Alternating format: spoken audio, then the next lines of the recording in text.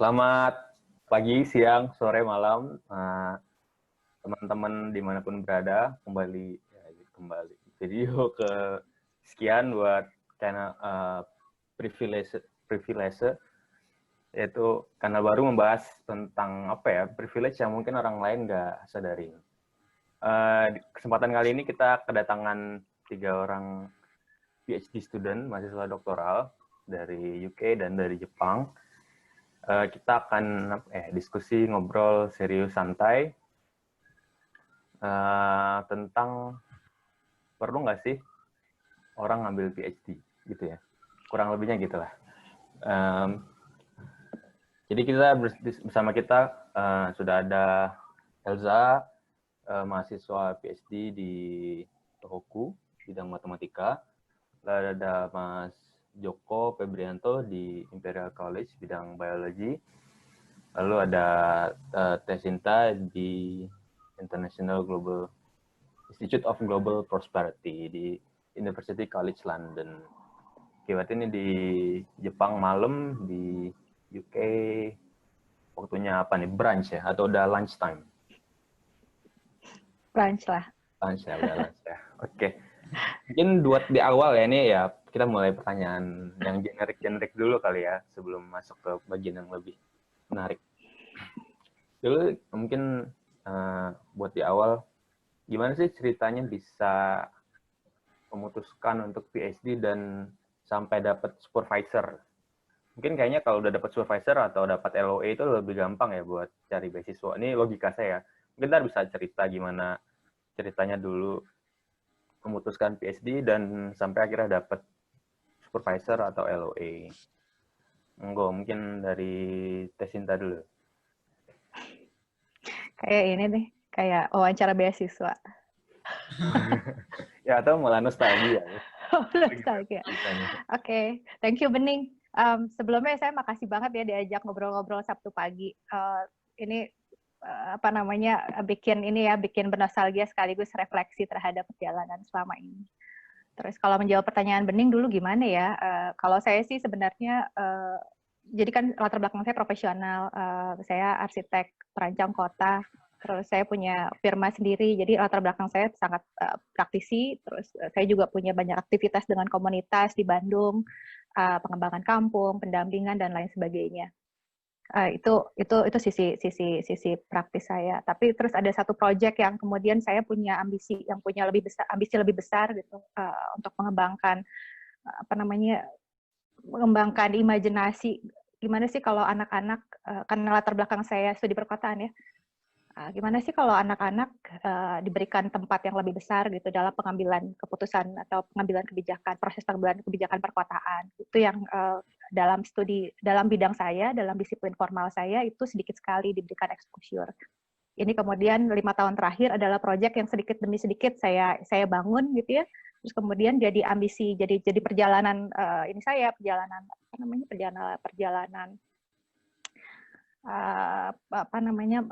jadi selalu punya pertanyaan di bidang itu yang kemudian saya putuskan saya mau mengembangkan ini, mau menjawab pertanyaan ini karena nggak terjawab di tataran praktis, saya ingin menjawab di tataran akademik gitu. Dan sekaligus juga kalau tadi ngomongin apakah PhD itu privilege atau bukan, maka yang saya butuhkan adalah ruang yang lebih besar untuk bisa punya ruang diskusi yang lebih besar, terus kemudian akses terhadap pengetahuan yang lain dan segala macam gitu untuk bisa membantu saya menjawab pertanyaan. Jadi kalau apakah PhD itu privilege? Yes gitu ya untuk saya, karena saya jadi punya waktu 4 tahun melepaskan diri dari hal-hal lain ya, kegiatan-kegiatan praktis, konsultasi dan segala macam.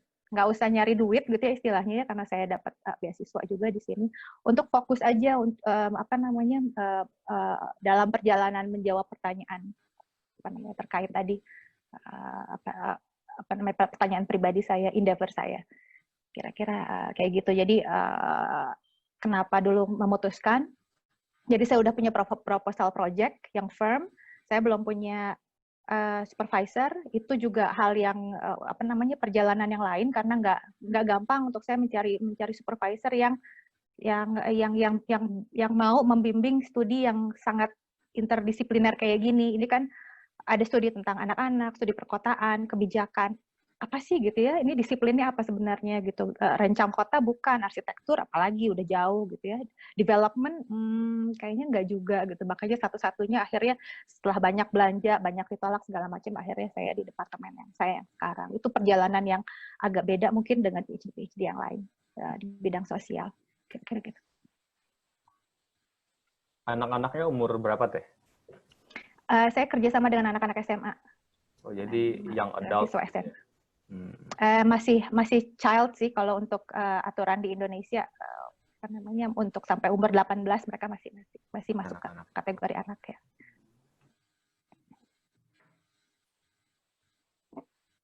Mbak Elsa gimana?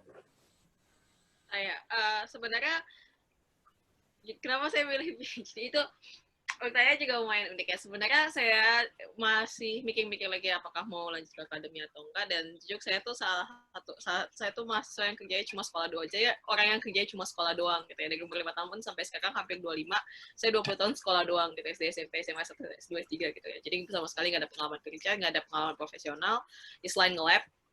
Dan dulu S1, S2-nya juga jurusannya beda. S1, S2-nya aku jurusannya chemistry, kemudian S3-nya aku ambil matematika. Kenapa aku pindah jurusan? Karena aku merasa nggak cocok dengan jurusan aku yang sebelumnya, padahal aku juga memang, gimana, sebelumnya aku suka banget nih sama biochemistry ya. Aku dulu olim biologi, dan aku ngerasain kayak asiknya belajar biologi dan juga biochem dan hal-hal microbiology, dan itu yang bagian yang susahnya menurut aku tuh menyenangkan gitu, menurut aku seru gitu kayaknya. Jadi sampai aku pas kuliah ambil chemistry dan ambil lab yang biochem, itu masih cocok loh, awal-awal masih pengen semangat tuh, pengen publish paper dan lain segala macamnya kan ya. Tapi di tengah-tengah sebenarnya eksperimen, kita nyebutnya jikeng ya kalau di Jepang, eksperimen biologi itu benar-benar makan waktu dan tenaga. Karena misalnya let's say satu eksperimen itu bisa sampai berapa hari, dan saya harus pantengin terus selama 5 jam, bolak-balik ganti-ganti cairannya dan lain segala macam ya, jadi capek. Dan memang juga tuntutan di Jepang untuk kerja terus-menerus itu juga lumayan capek ya gitu ya, jadi saya nggak kuat, terus saya memutuskan untuk pindah jurusan. Nah, kenapa waktu itu saya malah pindah jurusan ke matematika, kenapa bukan ke cabang lain di chemistry yang mungkin kerjanya lebih ringan atau lebih teoritis gitu ya. Jadi waktu itu saya juga nggak nyasar sih ya, nggak sengaja ambil kelas matematika yang advance di salah satu, waktu itu ada kelas wajib gitu, kayak omnibus, jadi berbagai macam seminar gitu kan, yang profesornya yang ngasih. Pas saya dapat sama satu profesor yang ngejelasin tentang satu teori super obscure gitu di matematika, tapi menurut saya itu menarik gitu. Kok seru ya gitu kayaknya. Terus habis itu saya pikir-pikir lagi, makin kesini di lab itu, saya kan kadang kalau suka lagi istirahat suka ngerjain sesuatu yang lain gitu kan. Kadang suka diliatin, ditanyain, kamu ngapain, kenapa nggak eksperimen? Nah ya, question-question kayak gitu aku nggak kuat. Jadi aku malah ngerjain matematika selama aku eksperimen. Dan makin kesini aku lebih banyak waktu aku buat ngerjain matematika daripada eksperimennya itu sendiri gitu. Jadi itu kan udah salah satu tanda kalau aku harus pindah jurusan dong gitu. Kayak I found something that I want to do more gitu. Sesuatu yang aku mau lakukan lebih daripada apa yang aku lakuin sekarang gitu. Jadi aku mutusin pindah jurusan, aku bicarain baik-baik sama sensei aku, pakai acara nangis-nangis juga karena profesor aku yang di lab sebelumnya itu udah kayak orang tua sendiri buat aku selama aku di sini dari zaman aku S1. Bapaknya kayak wali kelas gitu, S1, S2 juga di lab itu, udah jadi kayak keluarga sendiri, udah jadi kayak bapak sendiri. Habis pindah lab, tapi memang pindah labnya waktu itu juga direstui kan, dan saya ngerasa lebih cocok di jurusan yang sekarang juga, secara semangat belajar juga mungkin baru kali ya, juga saya juga nggak tahu, dan sekarang kepikiran buat lanjut di akademik salah satunya, atau mungkin kalaupun enggak ya nggak apa-apa gitu. Dan tujuan saya buat PhD juga sebenarnya buat, tadi kan udah diceritain sama Mbak Cinta, kalau Mbak Cinta kan memang ada tujuan profesionalnya dan sudah tahu mau ngapain gitu dalam hidup. Saya nggak tahu, saya jujur saya nggak tahu mau ngapain, dan sebenarnya di satu sisi jeleknya saya tuh ikut PhD untuk mengulur-ulur waktu saya yang saya nggak tahu mau ngapain.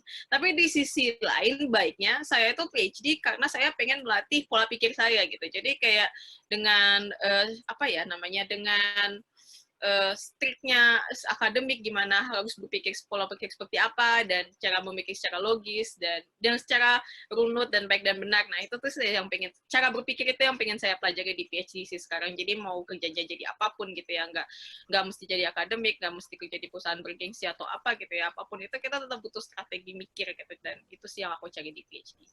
Itu tahu bahwa PhD menjanjikan itu dari siapa?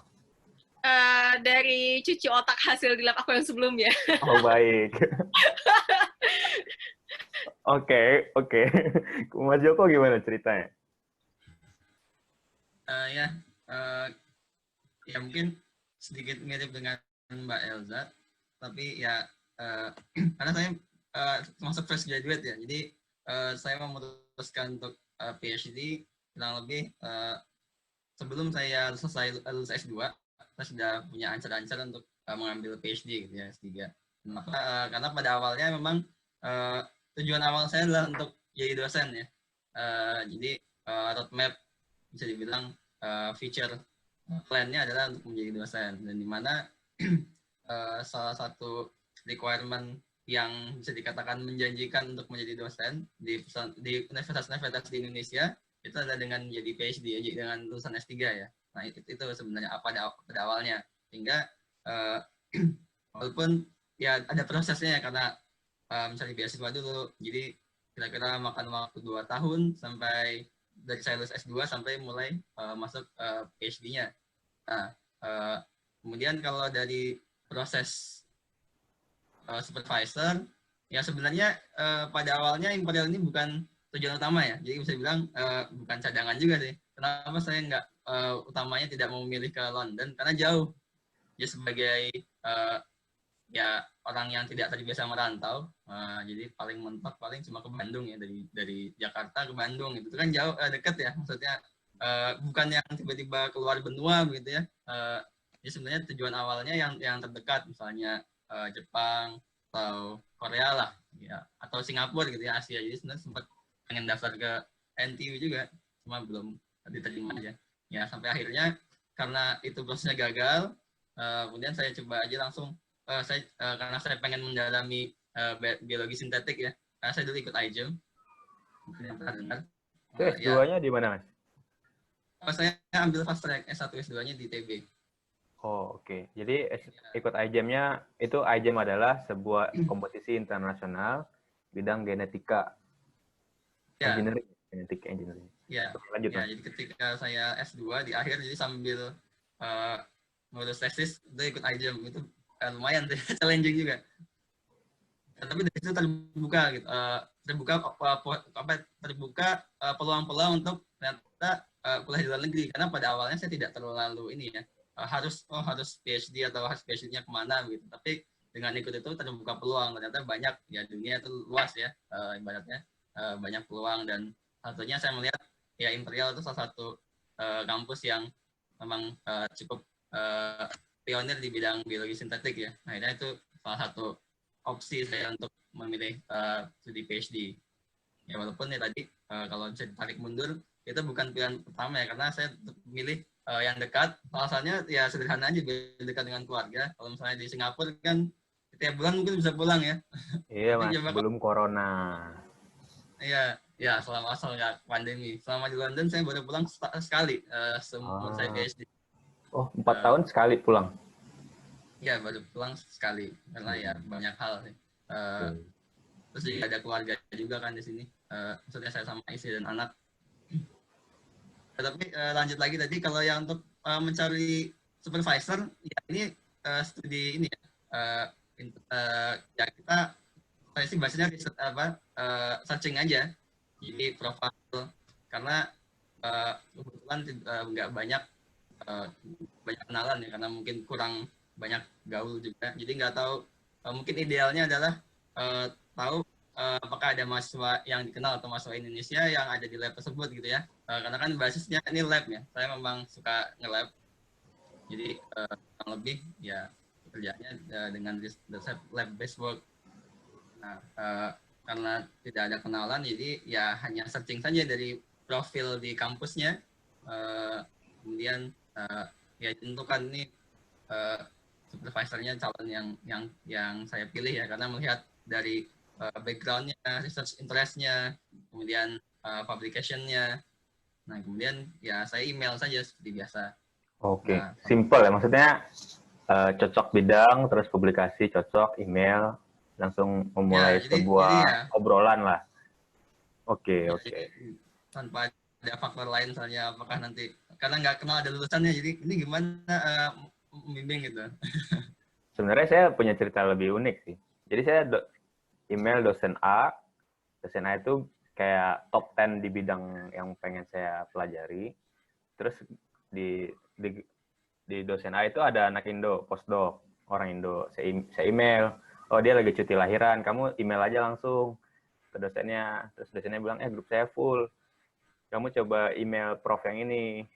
Taunya prof itu ada peluang, ada vacancy, dan ternyata istri beliau.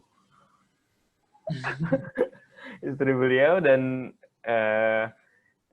satunya di material, satunya di elektro. Terus saya nempelnya di elektro. Tapi secara praktek saya masih dibimbing oleh dosen A, karena dosen A semacam mungkin kalau dalam hierarki Jepang tuh ada profesor sub senior, ada associate professor yang menghandle lab gitu kan, kayak lab manager gitu. Nah, Profesor A itu di sini yang menghandle lab. Jadi mau nggak mau saya bakal koordinasi juga ke dosen A. Jadi saya dalam sebuah lingkungan suami istri, dua profesor. Oke, tadi sebenarnya udah mulai kelihatan motivasi atau harapan yang ingin dicapai. Terus dalam mungkin Elza setahun, 2 tahun, setahun ya, udah PhD setahun, Mbak Sinta setahun setengah, Mas Joko hampir kelar. Itu gimana benefit atau harapan yang ekspektasi itu udah berasa belum? Benefit udah berasa nggak? Atau sudah tercapai? Kayak misalnya tadi Elza bilang pola pikir segala macam tuh udah berasa belum sih? Oh, ini bisa gue dapat gitu. Gimana? Dari Elza dulu. Aku merasa sejak aku masuk PhD ini aku lebih bisa menata pikiran gitu ya, apa yang pengen aku sampaikan lebih runut, lebih jelas. Kemudian kalau bikin plan, karena kita bikin plan research juga ya, komunikasi, membuat suatu tulisan gitu. Soft skill sih memang mostly di PhD-nya aku pelajari yang nggak aku dapet di master sebelumnya. Kenapa aku tetap lanjut PhD gitu, bukan berhenti di master aja gitu. Emang kalau misalnya di master juga kita bisa dapat skill yang sama ya, memang tergantung konteks belajarnya kita juga dan seberapa banyak kita belajar selama masa tertentu gitu. Belajar nggak mesti PhD gitu, sekali lagi aku tekankan. Tapi di sisi lain yang aku mau dokter ini karena aku lebih bisa berfokus ke apa untuk aku gitu. Aku belajar untuk diriku sendiri gitu. Let's say misalnya kita di sebuah perusahaan diterima, kemudian kita di training, kemudian kita juga mendapat pengembangan diri dong, sama kayak kita misalnya dokter juga. Karena itu sama-sama kayak kita tuh apprentice dari profesor itu gitu. Jenisnya kan seperti itu ya. Coba kalau udah di industri itu ada tuntutan, ada ekspektasi juga. Sama sih akademis juga. Misalnya kita harus publish paper lah apa segala macam, tapi faedahnya juga buat kita gitu. Kalau nggak kita kerjain ini kita nggak dapat apa-apa gitu. Sedangkan kalau di perusahaan gitu ya, mungkin lebih orientasinya kepada untuk manfaat untuk perusahaannya gitu. Kalau misalnya kita nggak ngerjain ya ada orang lain juga yang ngerjain gitu. Tapi kalau untuk riset itu kita harus cari faedahnya buat diri kita sendiri. Apa yang kita perlu, apa yang kita nggak punya itu sih yang harus belak-belakan langsung ke profesornya. Dan aku beruntung juga dapat profesor. Oh ya, aku dapat pembimbing aku yang sekarang itu pembimbingnya temanku. Jadi beberapa lab matematika waktu itu yang aku list itu, aku memang dapat beberapa saran dari temanku, dan temanku sendiri yang ngomong sama profesornya, wah ada anak yang tertarik buat masuk ke lab kita nih gitu. Jadi terus aku bisa langsung ngomong sama profesor ya, jadi lewat orang dalam ya gitu istilahnya pas ganti lab itu. Dan setelah itu memang ya lebih cocok juga gitu, karena emang profesor teman saya, dan teman saya cerita sendiri gimana pengalaman dia selama riset sama profesor itu, dan so far sih cocok-cocok aja gitu.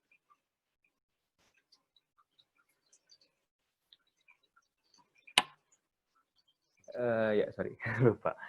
Benefit apa yang udah mulai berasa kalau Tesinta gimana? Nyambungin dari yang Elsa bilang, ya setuju banget kan, PhD tuh selalu dibilang kan ini ya perjalanan yang sangat sunyi ya, karena kan kita jalaninnya sendiri semuanya untuk kita, semua keputusan-keputusan. Aku nggak tahu, mungkin kalau di Jepang tradisinya agak berbeda, tapi minimal itu yang saya rasakan di sini untuk bidang saya, bidang sosial dan humanities.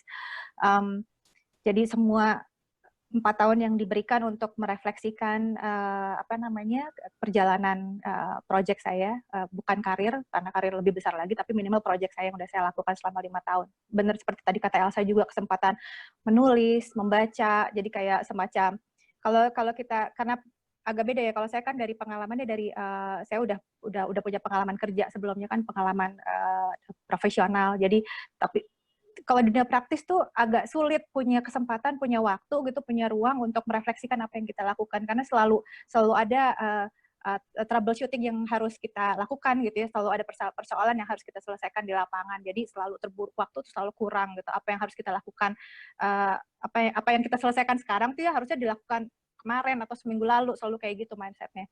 Tapi begitu sekolah kan beda.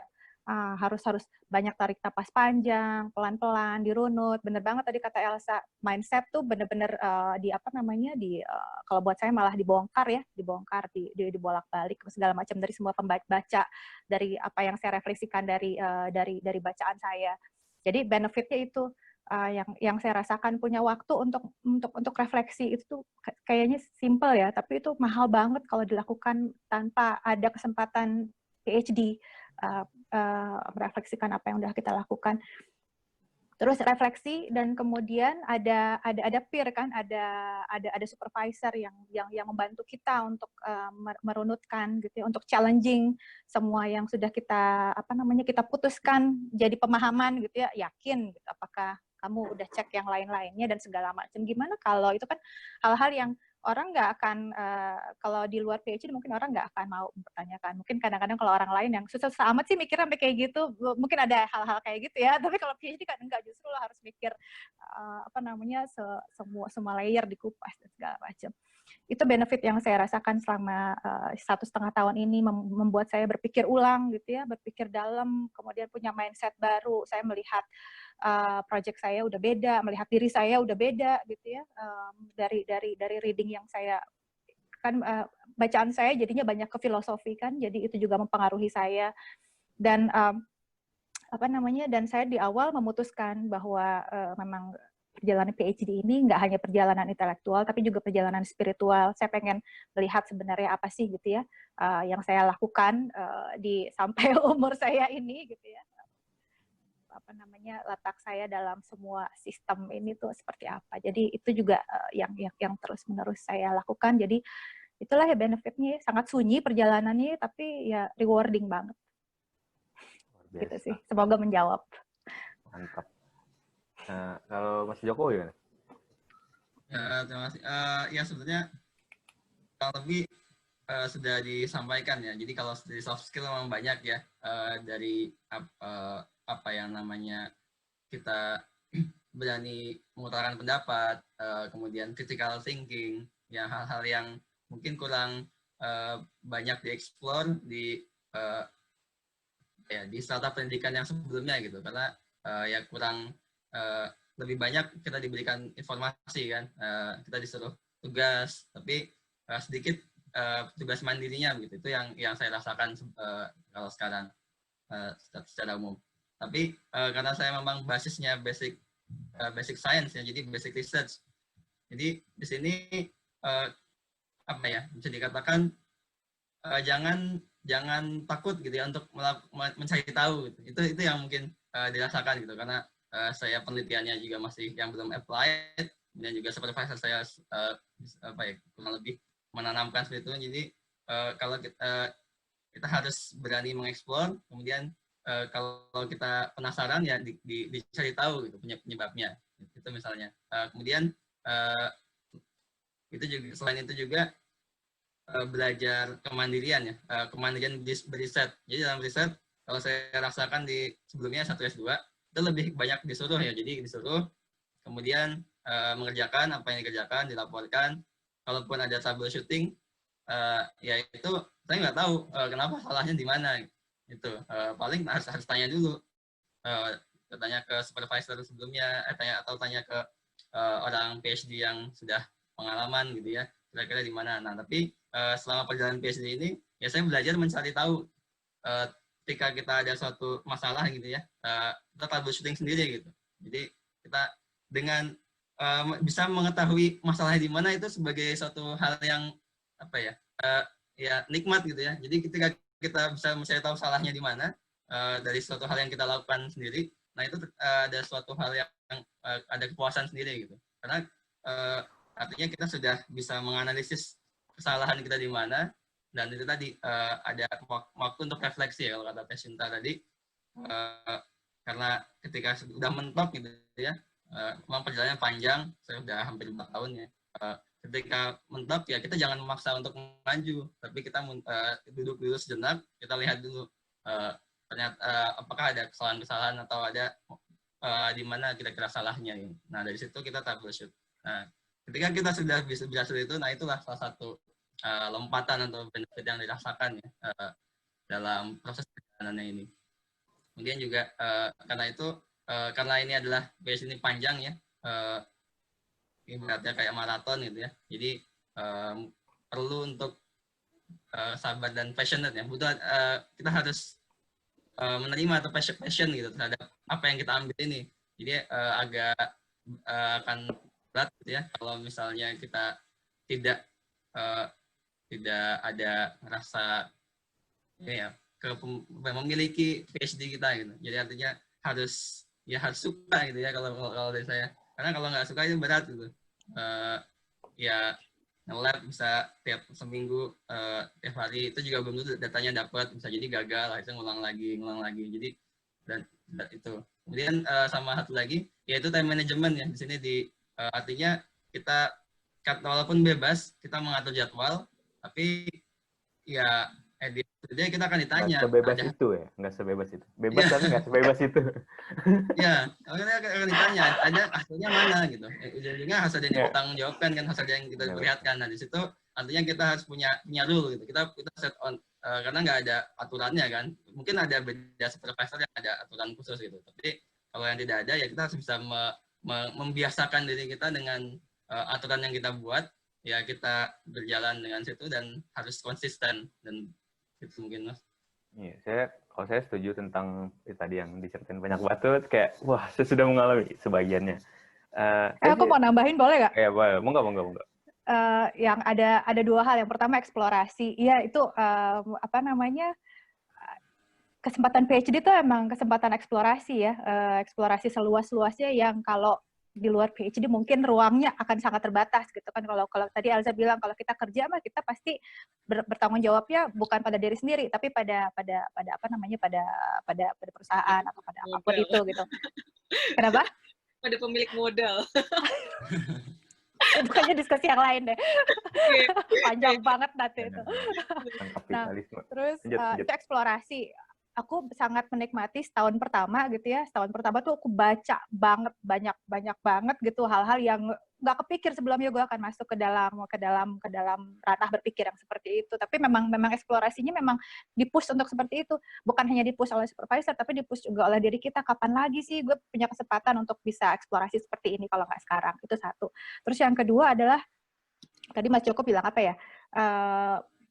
Bukan tentang, kok aku lupa. Sorry ya kalau Sabtu pagi emang suka agak-agak gini.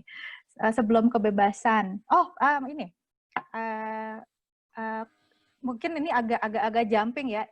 Apakah PhD untuk semua orang? Kayaknya mungkin bukan PhD-nya, tapi apakah kamu punya satu pertanyaan atau satu persoalan yang kamu udah siap untuk kamu engage selama 4 tahun, 7 hari seminggu, 24 jam sehari, terus-terusan, kadang-kadang tidur juga ke mimpi-mimpi.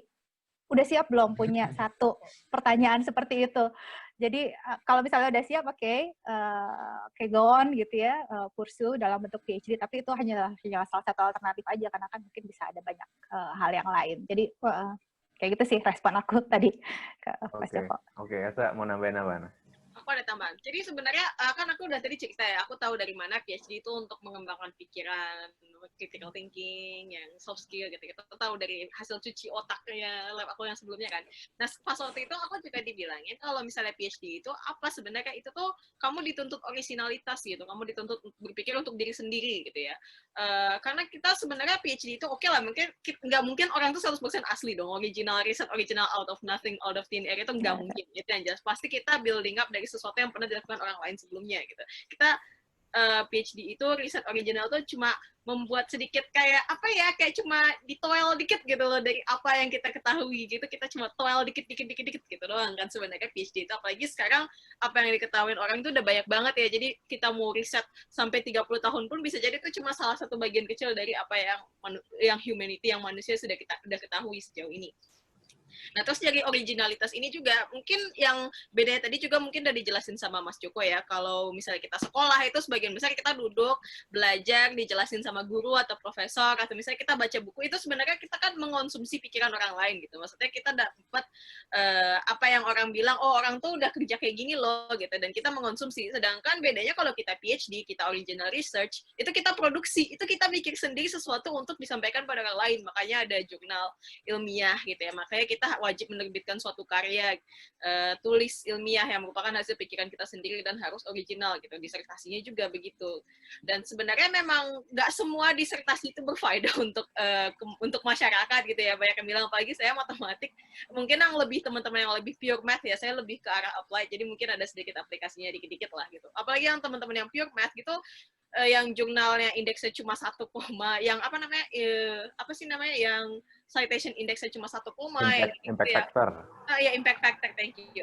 Impact IF-nya cuma 1, orang mikir oh nggak ada faedahnya, tapi sebenarnya bukan di situ gitu. Faedah kita nggak ngeliat, kalau misalnya dari kita pribadi sendiri itu kayak suatu accomplishment di mana kita berhasil berpikir sesuatu dengan original gitu. Dan di sisi lain apa yang kita lakukan itu udah jadi bisa jadi batu loncatan untuk orang lain gitu. Jadi PhD itu sebenarnya bahu membahu juga gitu, saling satu persatu kita bahu membahu gitu untuk mencapai supaya lebih gimana ya, supaya bisa menambah lagi gitu pengetahuan apa aja sih yang bisa semua kita ketahui gitu buat kemanusiaan secara keseluruhan gitu.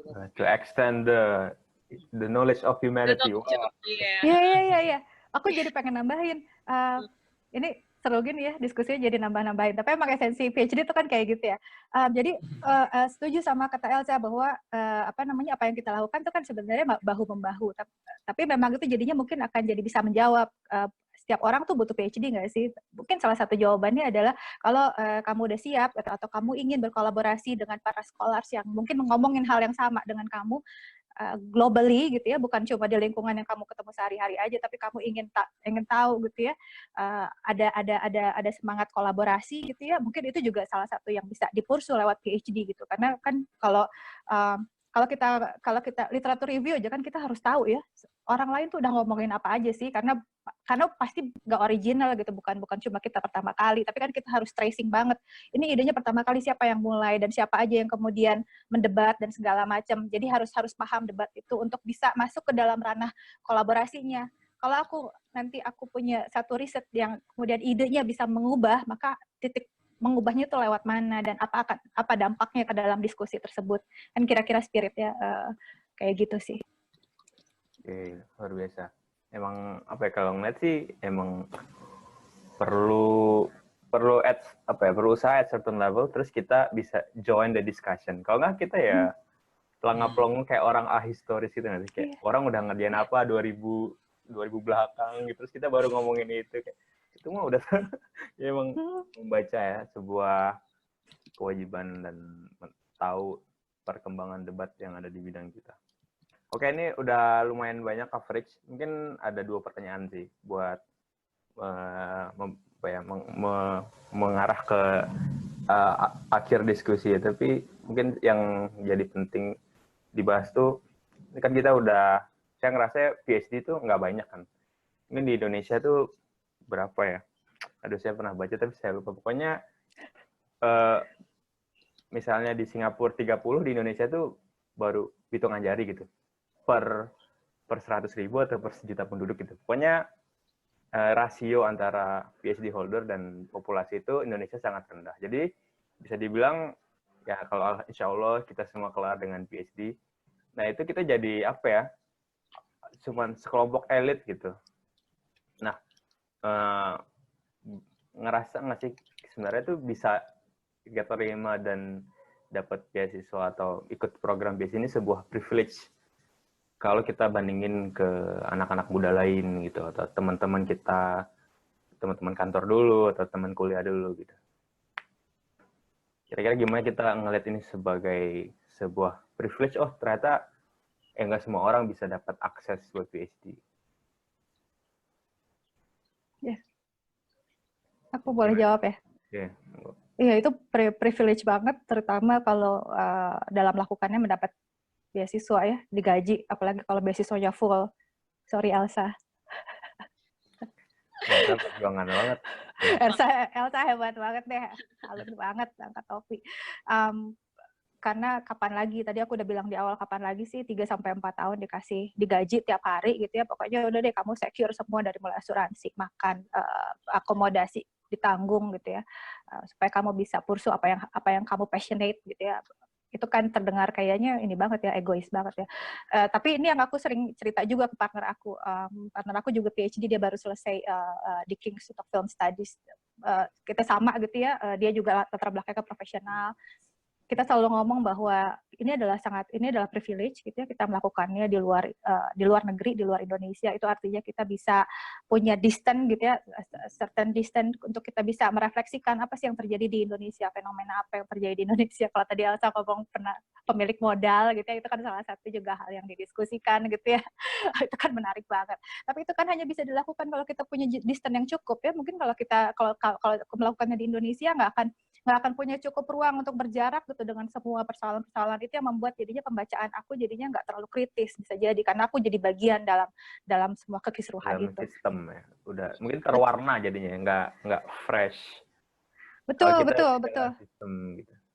Iya, semacam itulah, punya distance itu jadinya punya jarak itu jadinya privilege yang lain lagi gitu ya. Jadi PhD-nya sendiri udah privilege, PhD di luar dan dalam masuk ke dalam institusi yang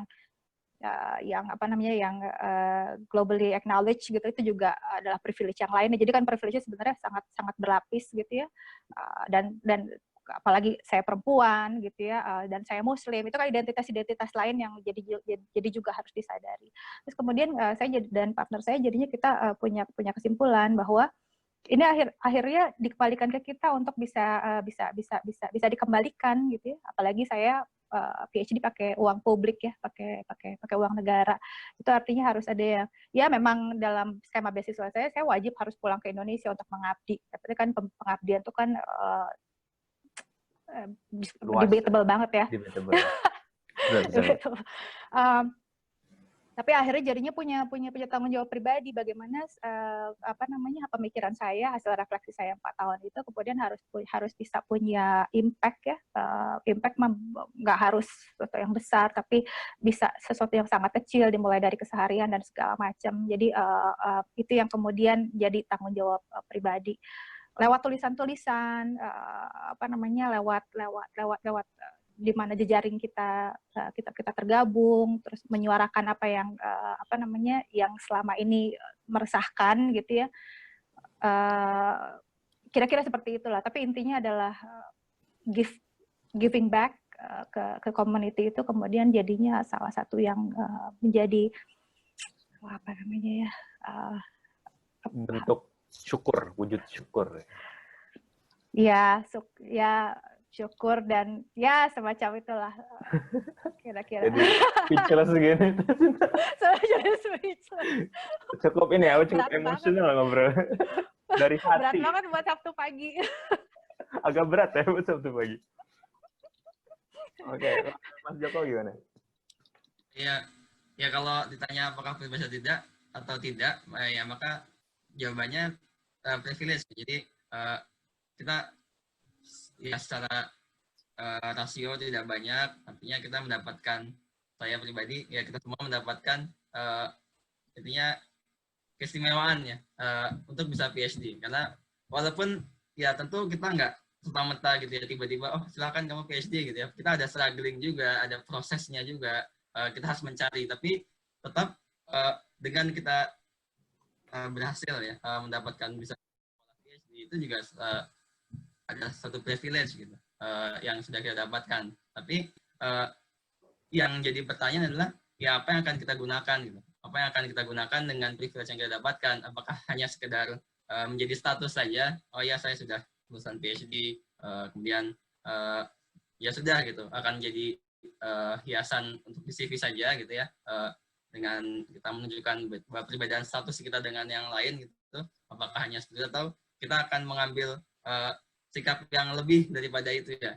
Tadi Cinta sudah menyampaikan ya about giving back to the community gitu. Jadi apa yang bisa kita lakukan gitu dengan PhD yang didapatkan ini, dengan proses panjang yang sudah dialami, dengan ilmu-ilmu yang didapatkan.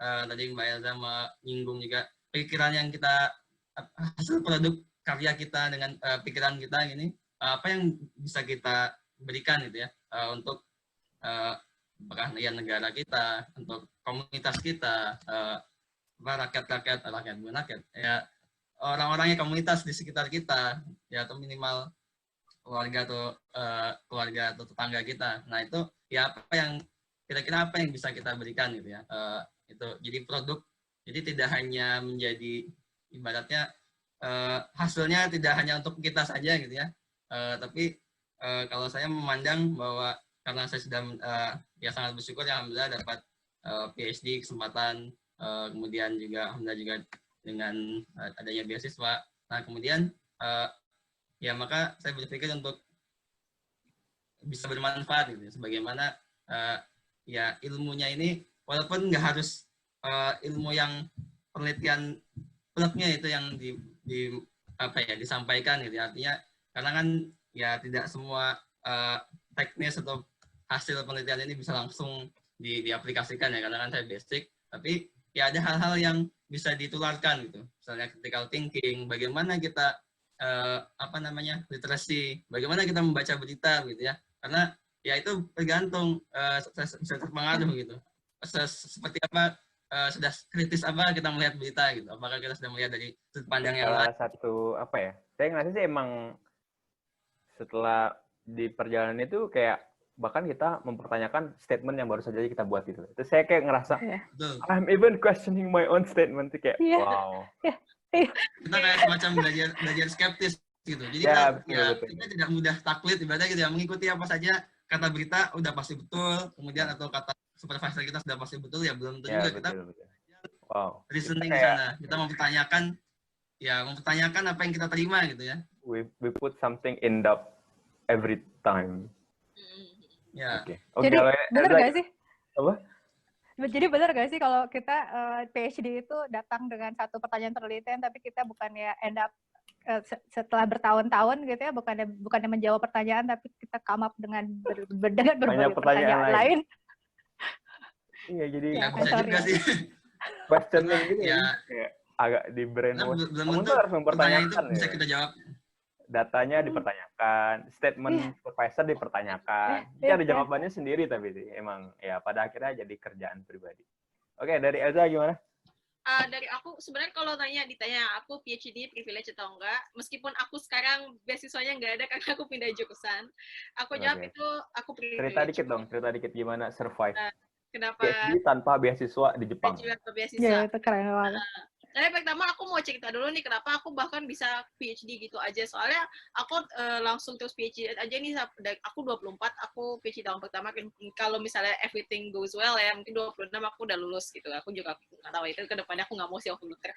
Memang dari awal aku juga udah dapat exposure kalau S3 itu sesuatu yang itu salah satu bagian dari pergi ke sekolah gitu, karena memang dari keluarga, apalagi dari keluarga ibu memang orang cendekiawan gitu ya, lebih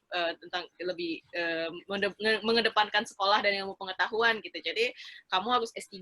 Nah yang kayak gini nggak harus sih, cuma kalau S3 akan lebih baik gitu loh. Harus S3, kemudian aku udah pengen S3 itu dari aku SD. Dari awal banget.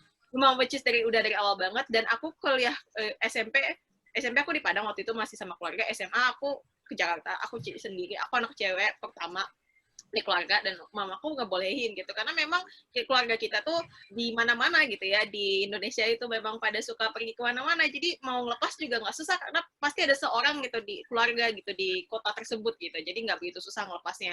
Kemudian aku kuliah ke Jepang juga nggak susah gitu loh ngelepasnya, karena apalagi kan pertama aku tuh kaget, aku baru tahu kalau ternyata nggak segampang itu anak cewek firstborn, anak pertama juga untuk pergi kuliah ke luar negeri, S1 lagi gitu. Baru lulus SMA, saya 17 tahun waktu itu jalan ke sini sendiri, geret-geret koper, di kantong cuma ada sekitar 20 jutaan gitu, dan itu pun dipakai buat tiket, buat bayarin segala macam. Itu bener-bener sendiri, saya nggak bisa bahasa Jepang. Nekat banget pokoknya, dengan modal nekat ke sini. Tapi waktu itu bisa karena satu, kakek saya bisa bahasa Jepang, dan waktu zaman pendudukan Jepang dulu tahu betul dengan dia hasil didikan Jepang juga ya gitu. Jadi waktu mau saya bilang mau ke Jepang, kakek saya dengan sangat antusias sekali, ya boleh gitu. Apalagi dan keluarga saya juga setelah merasa mungkin dari backup dari keluarga juga kuat, meskipun keluarga saya nggak kaya-kaya amat, dan sekarang saya juga tidak selalu mendapatkan dukungan finansial dari keluarga karena juga adik juga lagi kuliah ya sekarang, meskipun kayak gitu, tapi kayak ada harapan kalau keluarga saya itu mau nyariin gitu loh, kalau misalnya ada nanti tiba-tiba kesulitan atau apa, saya di sini. Dan sekarang kakak sepupu saya juga kuliah di Jepang, di Osaka, meskipun beda kota, tapi ada keluarga gitu loh di situ. Jadi itu juga menurut aku bagian dari privilege dari aku yang datang ke sini sendiri, nggak ada beasiswa, dan sekarang PhD gitu ya, itu nggak terlepas dari memang privilege aku. Kemudian aku masuk di lab yang enak, yang aku tadi sudah bilang ya, di S1, S2, profesornya itu udah kayak orang tua aku sendiri, yang mau itu loh mencarikan aku. Waktu itu sempat juga beasiswa aku putus, karena memang naik tingkat dari undergrad ke master, beasiswanya putus. Profesor aku yang nyariin dana, mereka mau susah-susah untuk saya gitu loh kan. Itu privilege, karena nggak semua lab juga kayak gitu, aku baru tahu. Dan aku bisa cerita derita-derita aku nih yang kayak gini nih, curhat-curhat aku bisa cerita ke profesor aku, itu privilege. Pembimbing yang baik itu privilege, beneran. Kalau sekolah ke luar negeri, pembimbing yang baik itu adalah privilege, teman-teman yang baik adalah privilege. Rahmat itu berkah ya gitu. Privilege itu hitungannya jatuhnya jadi kayak berkah gitu ya sih kalau menurut aku selama udah kuliah di sini. Kemudian kesulitan aku secara finansial di sini dengan aku masuk sini, kemudian ketemu dengan masuk ke grup international students, di mana waktu itu aku dulu SMA-nya lumayan international juga, udah belajar bahasa Inggris dari awal, kemudian masuk ke grup international students yang ketemu dengan profesor yang punya sekolah bahasa Inggris, dan aku kerja di situ. Pas pertama-tama aku nggak dapat beasiswa, pas aku awal datang ke sini yang beasiswanya cuma terbatas doang. Itu privilege lagi. Kemudian aku masuk ke lab yang tadi aku sudah bilang lumayan dekat dengan membernya, sehingga aku bisa bahasa Jepang dengan baik dan benar, sehingga bisa apply beasiswa yang yang mewajibkan kita untuk bisa bahasa Jepang, itu juga jadi bisa gitu. Jadi memang per step-nya itu selalu ada sesuatu yang kita terima gitu, dan itu sih buat aku yang bagian dari privilege itu sendiri. Nggak mungkin aku berada di posisi aku sekarang karena aku doang gitu. Emang ada sih mitos-mitos yang kayak, oh whatever, kalau misalnya kamu berusaha keras, kamu bisa mendapatkan apa yang kamu inginkan. Tapi kalau dipikir-pikir lagi, emangnya waktu itu kalau aku lapar yang masak siapa? Karena aku kerjanya belajar doang. Yang bersihin kamar aku siapa? Karena aku kerjanya belajar doang. Yang apalagi ya, yang nyariin aku kerja part time siapa? Yang nyariin aku dana buat aku riset siapa? Nah, hal-hal kayak gitu tuh sebenarnya menurut aku bagian dari privilege itu sendiri. Kadang kita takut buat feeling like we deserve it gitu, karena aku juga ngerasa I didn't deserve it gitu ya. Imposter syndrome juga banyak gitu terjadi, nggak cuma di saya tapi juga di teman-teman saya yang lain. Kadang saya juga meratapi nasib gitu, kenapa saya nggak punya beasiswa gitu ya. Tapi kalau dipikir-pikir, teman saya yang punya beasiswa nggak cocok sama labnya gitu, ada yang kayak gitu bahkan, atau saya lihat di diri saya yang sebelumnya, saya nggak cocok dengan lab sebelumnya meskipun ada pendanaan yang cukup. Ya saya nggak bisa ngiri gitu, baik dengan orang lain atau dengan diri saya yang sebelumnya, atau mungkin diri saya di masa depan saya masih ngiri, coba kalau misalnya saya bisa dapat dana riset yang lebih baik gitu ya, mungkin hidup saya nggak sesusah sekarang gitu atau gimana.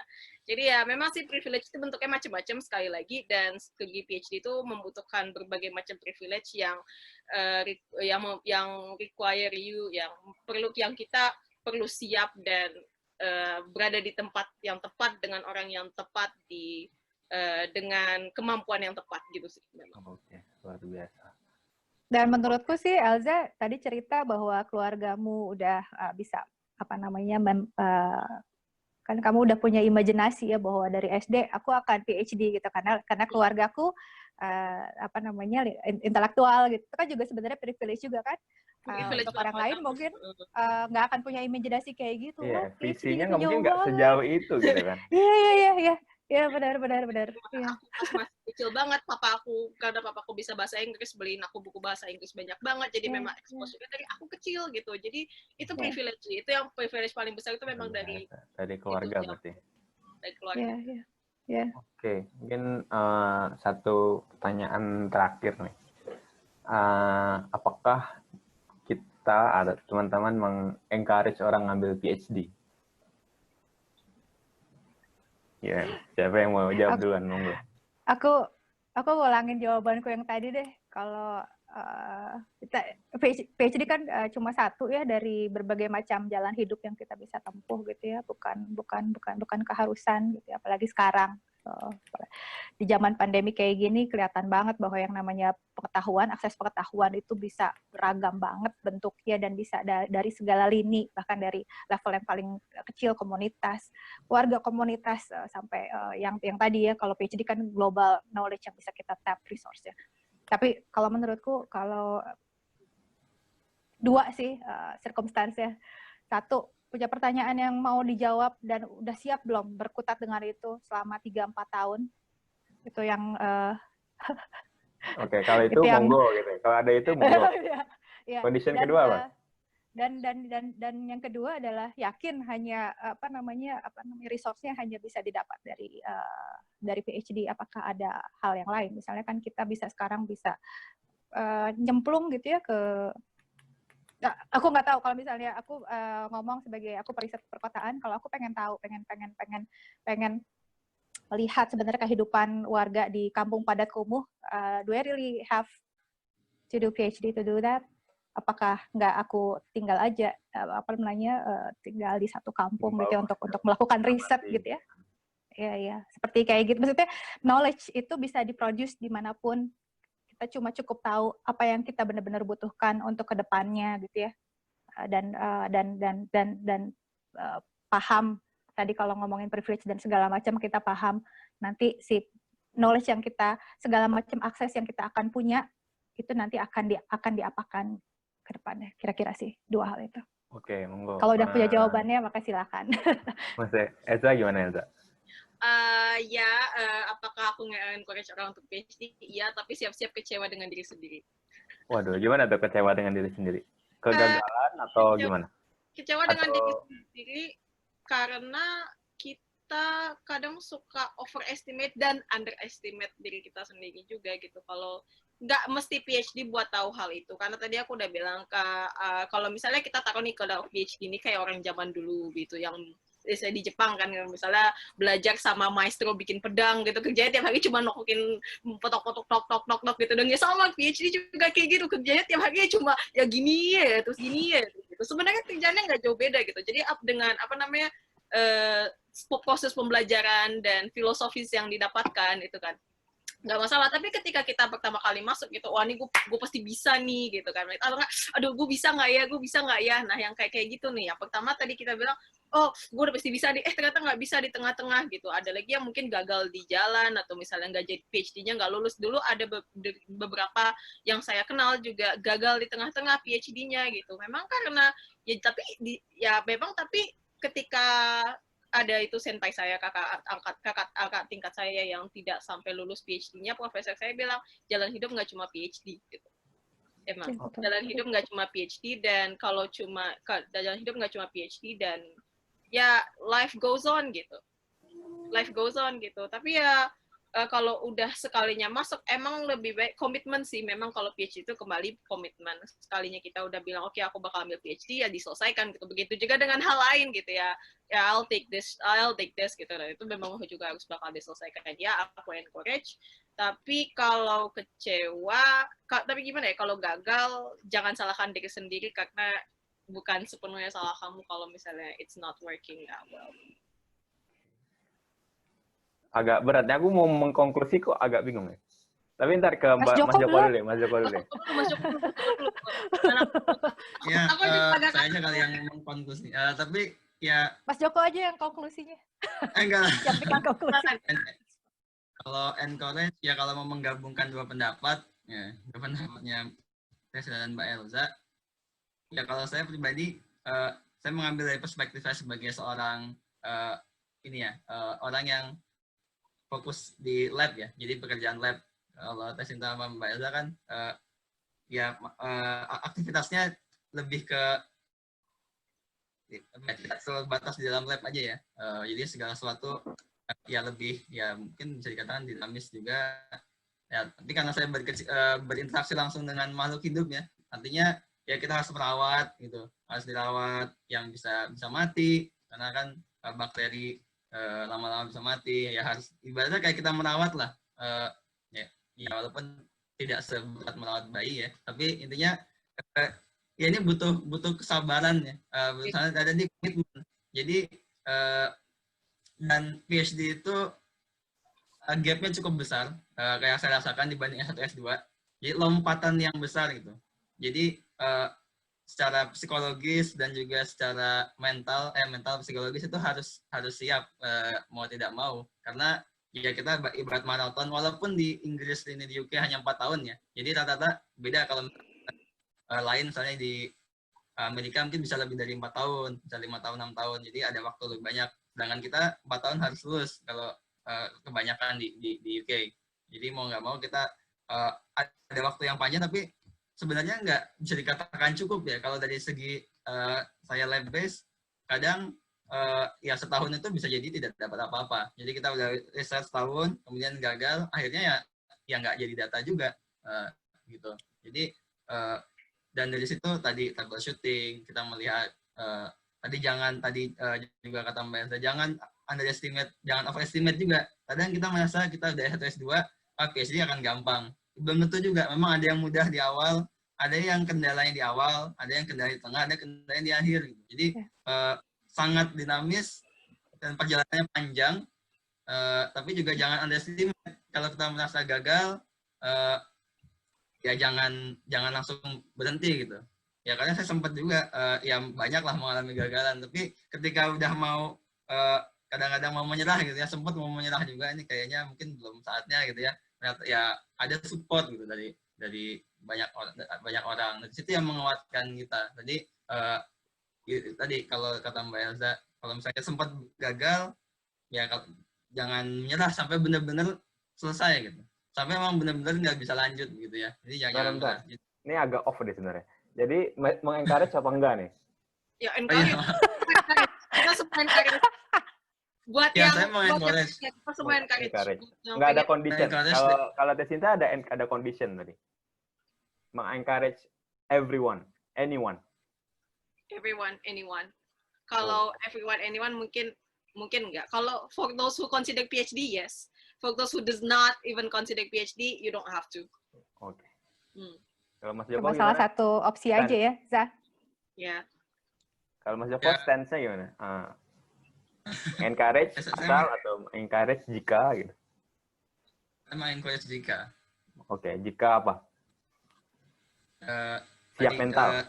Ada beberapa poin deh, 2 aja deh. Yang pertama memang PhD ini jadi jalan yang terbaik gitu ya. Maksudnya yang secara roadmap dirasa lebih baik dibandingkan jalur yang lain gitu misalnya. Apakah jadi praktisi atau dengan studi yang lain atau studi mandiri gitu ya. Yang kedua, ya kita sudah siap gitu ya dengan berkomitmen terhadap penelitian yang kita lakukan. Terlepas dari badai-badai yang akan muncul di perjalanan. Ya. Dan saya, kalau boleh nambahin, saya ingat waktu penerimaan mahasiswa baru di UCL, di hari pertama sebuah PhD baru dikumpulin gitu ya, itu kata-kata pertama yang diucapkan adalah bahwa PhD student, PhD scholars gitu ya, yang diterima adalah harus siap untuk menempuh minimal 3 tahun training, jadi bukan pendidikan, tapi training untuk menjadi periset. Jadi bahwa kamu, jika sudah berhasil menyelesaikan, maka kamu entitled untuk dibilang sebagai periset. Jadi itu mungkin juga salah satu yang harus dipahami, bahwa PhD itu adalah pilihan sadar karir gitu ya, untuk selanjutnya kalau sudah selesai, maka akan membuka peluang untuk menjadi periset. Dan itu kan pilihan karir yang sangat spesifik sebenarnya.